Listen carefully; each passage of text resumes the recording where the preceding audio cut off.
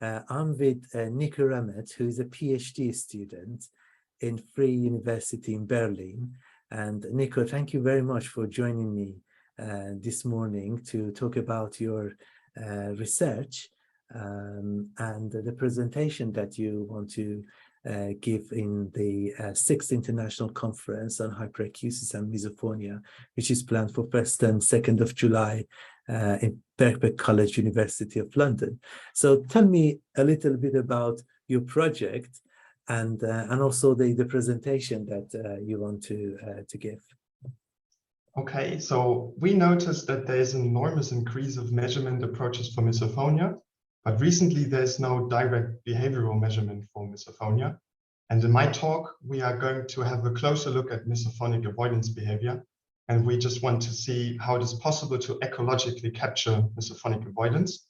And I think you may ask why avoidance is so important, because for sure it is one of the most important misophonic behaviors, because it contributes to the maintenance of the phenomenon, and it is a key factor in psychotherapy. So it predicts outcomes, for example, psychotherapeutic outcomes.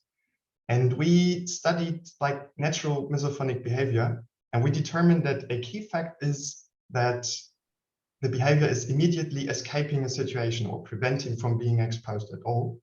And the natural reaction for individuals with misophonia is like, how about not being exposed to sounds? And this led us to a completely new and innovative way of modeling behavior, like avoidance behavior. And we developed a specific misophonic avoidance test to capture different strategies of avoidance. And the idea is that we want to expose individuals to trigger sounds, which of course elicits high levels of arousal and aversion. And we then want to permit natural avoidance behavior. And that is immediately quitting the task, for example, like quitting the exposure, or even deciding not to being exposed at all. So we capture like natural behavior or natural reactions to triggers that is, in our case, missing responses and reaction times. And the striking point here, I think, is that we use data that is often considered as nuisance. So we often throw it away, but in our case, we just use it to infer a key behavior of misophonia, which is, from my perspective, pretty interesting. And we argue that our new framework of measuring the avoidance behavior of misophonia is pretty ecologically, and it is a way of directly observing misophonic behavior. And that of course helps to understand and also to capture the nature of misophonia. And of course, it has implications for psychotherapy and treatment and future research, of course, of misophonia. Absolutely. It is, as you said, it's very important because, when a person with misophonia is in the heat of the moment and they're hearing this trigger noise, that obviously they feel very emotional about that, whether it is the anger or feel disgusted or annoyed.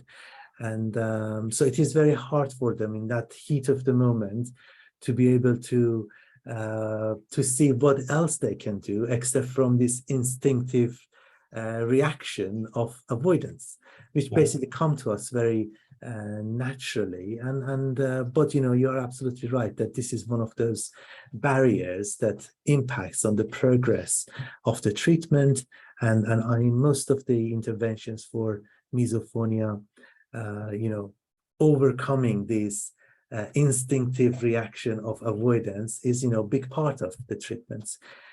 It is very interesting that you actually have created this tool. Is this now fully developed, or you are? It is not fully developed, so we are in the stage of developing the test anymore. But we have like an initial framework that I want to present, and an initial like beta version of the test that I want to present at the conference.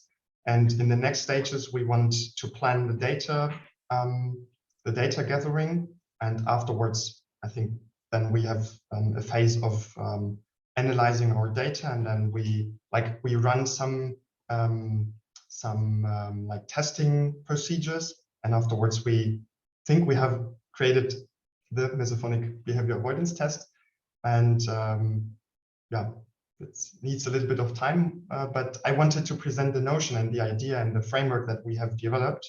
So this is basically the idea of the talk that I'm going to present. Exactly. So this is actually very good timing for your research as well, because you present this in the conference, and there are other experts and researchers, even patients in the conference, and you can learn from one another, and your method, you can be influenced by the feedback that other people give, and they can learn from your method, because there are sessions on interventions for misophonia and hyperacusis as well, and there are people who are planning some clinical trials, and that would be great for them to also learn about your method of assessment of behaviors in misophonia, and perhaps you can do future collaborations in bringing your instrument into their clinical trials to assess the effectiveness on treatments and further on better understanding of misophonia and how this improves or get worse. Based on all of these data. Fantastic. So I look forward to listening to your talk and learning about the outcome of your studies so far. And this is a part of your PhD student, is that a PhD project, is that right? Yes, that's right. That's a PhD project, but in cooperation with several other universities, actually, because I'm cooperating with researchers from South Carolina and with researchers from London. So it's fantastic, like a pretty big project, actually. That's excellent. Are there any other projects that you are involved in relevant to misophonia? Yes, I have recently got an exception actually for the Berlin Misophonia questionnaire study that I conducted. Like I have developed a diagnostical instrument, a diagnostical questionnaire for misophonia, which is currently accepted in +1. And I have translated the S5 to the S5 questionnaire from Silja Vituratu and colleagues into German, and also the MisoQuest questionnaire from Marta Sipsiak into German. So that were basically my projects. So you've been very busy. So that's great, because Marta and Celia will be in the conference themselves, hopefully. So you get to meet them and have more discussions. And thank you very much for joining me. And I look forward to meeting you on 1st of July. Thank you too.